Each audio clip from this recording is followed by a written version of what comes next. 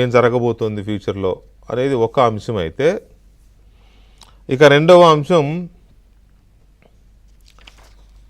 యోగాతో ఒరిగిందేంటి అని ప్రశ్నించే మేధావులు కూడా ఉన్నారు. యోగాతో ఒరిగింది ఏంటి అనేవాడికి ఏం చెప్తాం మనం? ఏం ఒరుగుతుంది యోగాతో? నిజమే, ఒక రోజుతో యోగా వల్ల ఫలితాలు రాకపోవచ్చు. యోగా అనేది జీవన విధానంలో ఒక భాగమైనప్పుడు యోగాని మించిన ఆయుధం లేదు ఆరోగ్యం కోసం. మనకు పొట్టంగకపోతే యోగా వేస్ట్ అంటే దానికి సమాధానం ఏముంటుంది? మనకు నచ్చకపోతే మనం అందులో రాజకీయం చూస్తే యోగా వేస్ట్ అనేవాడికి ఏం సమాధానం చెప్తాం?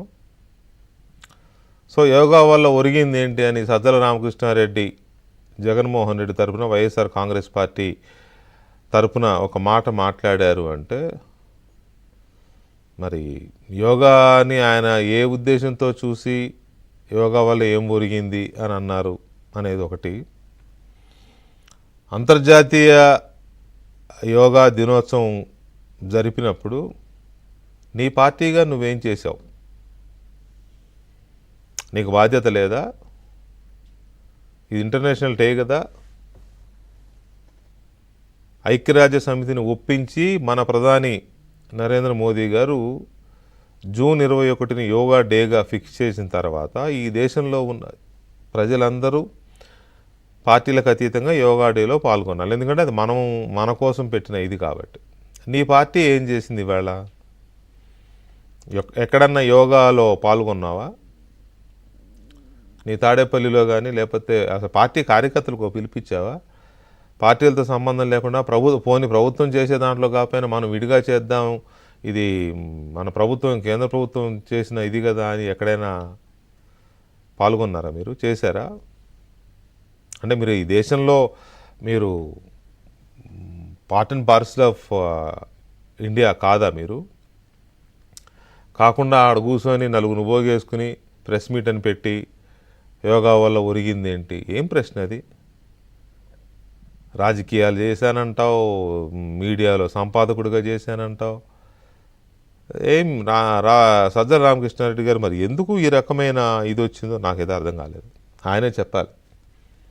అసలు ఒక రాజకీయ పార్టీగా ఈ దేశంలో, ఈ దేశ ప్రజాస్వామ్యంలో రాజకీయ పార్టీగా ఉన్న వైఎస్ఆర్ కాంగ్రెస్ పార్టీ అధికారికంగా యోగా డేని ఎందుకు నిర్వహించలేదు? ప్రభుత్వం నిర్వహించే వాటిలో పాల్గొనవచ్చు, ఒకవేళ పాల్గొనలేదని అనుకుందాం. మీరు విడిగా చేయొచ్చు కదా, మీ పార్టీ కార్యాలయాల్లోనో ఇంకెక్కడైనా. చేయలేదు. పైగా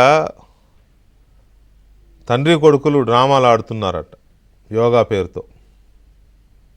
యోగా డే పేరుతో తండ్రి కొడుకులు డ్రామాలు ఆడుతున్నారని కూడా అన్నారు సజ్జల రామకృష్ణారెడ్డి గారు. ఏముంటుంది అందులో సజ్జల రామకృష్ణారెడ్డి గారు అనడానికి? డ్రామాలు ఏముంటాయి అందులో?